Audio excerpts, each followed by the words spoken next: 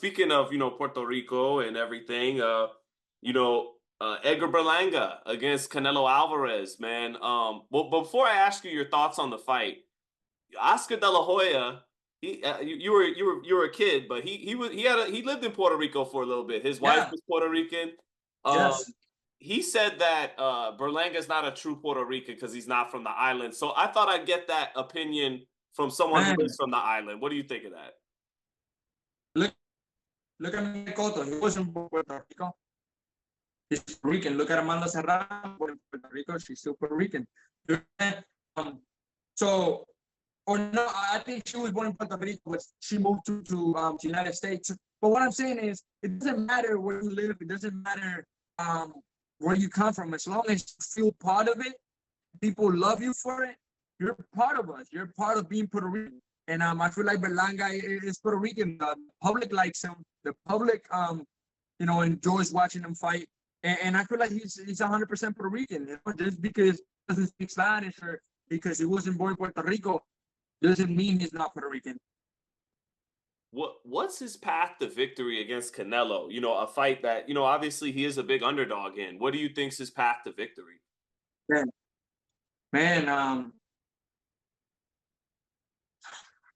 power. He's gonna have to catch Canelo sleeping somehow. Catch him pulling out or catch him um, dipping in or something. Just catch him with a nasty hand, either a backhand or a left hook. Because it's hard when you're facing somebody like Canelo Alvarez. It's hard to maintain that for 12 rounds. We've seen people done it, meaning we've seen Caleb Plant outbox Canelo for a couple rounds. We saw Kovalev do it for a couple rounds. But once that experience comes in and that dog kicks in, it's like, okay, now it's over. The only guy in the recent years that's done is Evolve. And that was a 175 bigger guy. He was off of him. He was box his way to victory.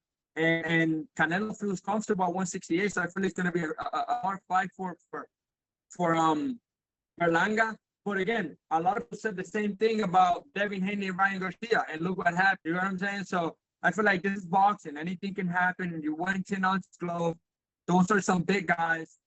If somebody gets touched, you go to sleep. I do see a hard fight happening for Berlanga. I think I'm gonna get the victory.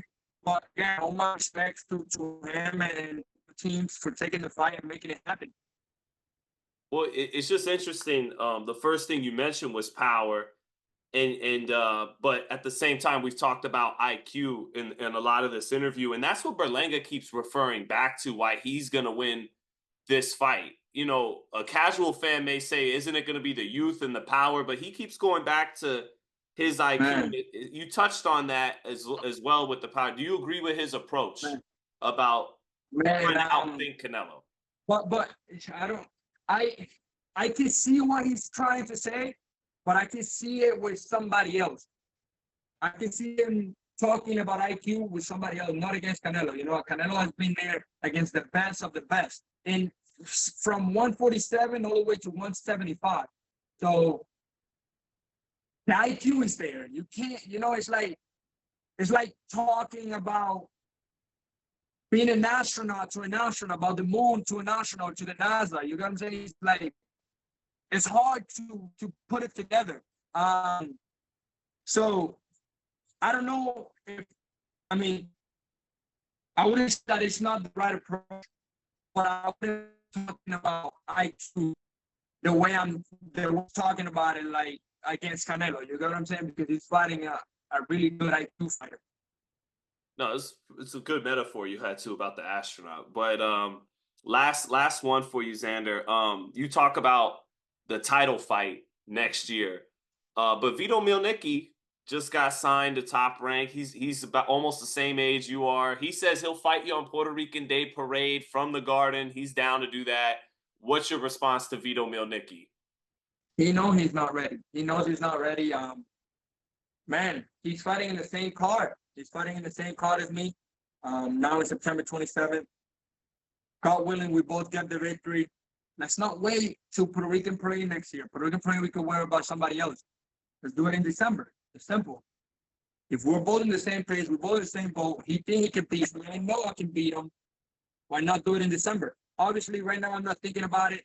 I got, another opponent to worry about in Damian Sosa that is coming with a lot of motivation, a lot of hunger, a lot of wanting to beat me, wanting to be that guy.